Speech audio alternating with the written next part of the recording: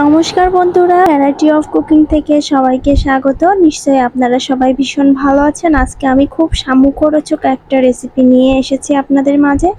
আজকে আমি ঘ্যাটকোল বাটার একটা রেসিপি করে দেখাবো, খুব সহজে, ঝটফট এবং খেতে দারুণ সুস্বাদু। আশা করি রেসিপিটি আপনাদের কাছে ভীষণ ভালো লাগবে। তো বন্ধুরা, এখনও যারা আমার চ্যানেলটিকে সাবস্ক্রাইব করেননি, অর্থাৎ আমার চ্যানেলে নতুন, তাদেরকে অনেক অনেক স্বাগত এবং তাদের কাছে রিকোয়েস্ট আমার চ্যানেলটিকে সাবস্ক্রাইব করে আমার পাশে থাকার জন্য। এরকমই ভালো ভালো রেসিপি নিয়ে চলে আসবো আপনাদের মাঝে। তো বন্ধুরা, দেরি না করে চলুন রেসিপিটি শুরু করি। তো দেখতেই পাচ্ছেন, এখানে আমি ঘাটকোল পাতা নিয়ে নিয়েছি। অবশ্যই জালি দেখে পাতাগুলো নিতে হবে। এই ঘাটকোল পাতাকে অনেকে আবার খারকোল পাতা বলে থাকে, আমরা ঘাটকোল বলে থাকি। তো পাতাগুলোকে ছোট ছোট করে কেটে নিয়েছি। এখন চুলায় চলে এসেছি।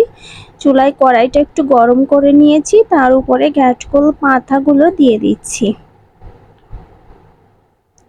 তো সামান্য লবণ দিয়ে দিলাম। এই ঘাটকোল পাতা যারা খেয়েছেন তারাই জানেন যে কতটা দারুণ খেতে। তো এর মধ্যে দিয়ে দিলাম গোটা কাঁচা মরিচ, আর দিয়ে দিলাম কাঁচা পেঁয়াজ, আর দিয়ে দিলাম রসুন, কয়েক টুকরো রসুন। এবারে সবগুলো মিডিয়াম আঁচে একটু ভেজে নেব। কোনো তেল দেওয়া যাবে না, এমনি জাস্ট কড়ার উপরে একটু গরম করে নিতে হবে। যেহেতু লবণ দিয়েছি, এর থেকে একটু জল বের হবে। জলটা শুকিয়ে আসলেই এই পর্বটা কমপ্লিট হয়ে যাবে। তো দেখুন, লবণটা দেওয়ার কারণেই কিন্তু জলটা বেরিয়ে আসছে, আর লবণটা অবশ্যই দিতে হবে। পরবর্তীতে লাগলে দেওয়া যাবে, তবে এখন দিতেই হবে। তো দেখুন, জলটা বেরিয়ে আসছে। এই জলটা শুকিয়ে আসার অপেক্ষা। তো এবারে দেখুন, জলটা কিন্তু পুরোপুরি শুকিয়ে গেছে, হালকা একটু আছে। এটুকু ভালো করে শুকিয়ে নিতে হবে। একটু সবগুলো ভালো করে ভাজা ভাজা করে নিতে হবে, রসুন, পেঁয়াজ, কাঁচামরিচ। আপনারা ঝালের পরিমাণটা নিজেদের পছন্দ অনুযায়ী দিয়ে দেবেন, তবে অবশ্যই এই রেসিপিতে একটু ঝাল ঝালই ভালো লাগে। আর দেখে মনে হচ্ছিল অনেক, কিন্তু ভাজার পরে দেখুন অল্প হয়ে গিয়েছে। তো অলরেডি রেডি হয়ে গেছে, আমি নামিয়ে নেব। তো আমি সরাসরি শিলনোড়ায় চলে এসেছি।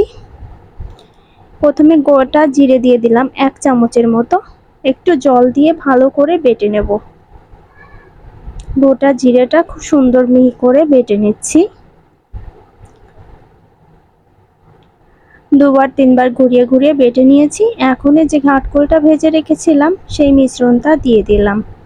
অল্প অল্প করে সব একসাথে করে বেটে নেব। বন্ধুরা, এখান থেকে কোনো উপকরণ কিন্তু স্কিপ করা যাবে না। আর সবার কাছে অনুরোধ থাকলো রেসিপিটি সম্পূর্ণ দেখবার জন্য। অবশ্যই একটা কথা বলে রাখি যে এই রেসিপিটা অবশ্যই শিলনোড়ায় বেটেই করতে হবে। যদি মনে করেন ব্লেন্ডারে ব্লেন্ড করব, তাহলে নিশ্চয়ই এই স্বাদটা একদমই পাবেন না। খেতে কিন্তু এরকম টেস্টি হবে না। তো আমার অলরেডি সবটা খুব সুন্দর মিহি করে বেটে নেওয়া হয়ে গিয়েছে। এখন আমি পরবর্তী প্রসেসে চলে যাব। তো কড়াইটা গরম করে নিয়ে তেল দিয়ে নিয়েছি। তেলটা একটু বেশি পরিমাণেই লাগবে। এবার গোটা জিরে ফোড়ন দিয়ে দিলাম, সাদা জিরা, আর দিয়ে দিলাম একটা শুকনো মরিচ, মাঝখান থেকে ভেঙে দিয়েছি। তো একটু পোড়া পোড়া করে ফ্লেভার আসা পর্যন্ত ভেজে নিতে হবে। তো এবারে দিয়ে দিচ্ছি ঘাটকোলটা। ঘাটকোলের যে মিশ্রণটা বেটে নিয়েছি সেই মিশ্রণটা দিয়ে দিলাম। চুলার আঁচটা কিন্তু প্রথম দিকেই লো করে রাখতে হবে, একদম হাই বা মিডিয়ামে দেওয়া চলবে না, তাহলে কিন্তু খেতে ভালো হবে না একদমই, আর গাল ধরতে পারে। চুলার আঁচটা বাড়িয়ে যদি দ্রুত ভেজে নেন তাহলে গাল চুলকাতে পারে এবং খেতেও স্বাদ হবে না। তো চুলার আঁচটা লোতে দিয়ে ভালো করে আস্তে আস্তে সময় নিয়ে ভেজে নিতে হবে। দেখুন, আমার পুরো তেলটাই কিন্তু টেনে নিয়েছে।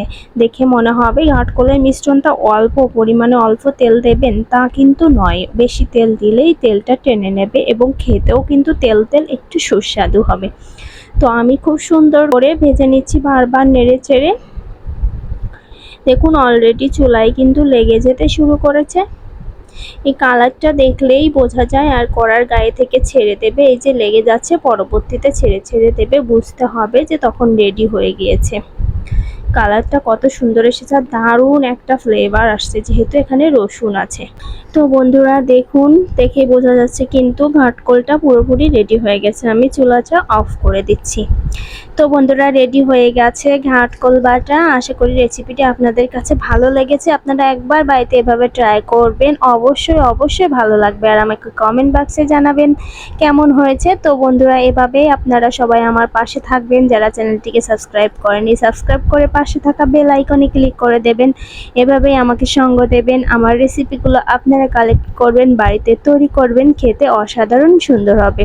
তো বন্ধুরা আজকের মতো বিদায়, ভালো থাকবেন সবাই, ধন্যবাদ সবাইকে, টাটা।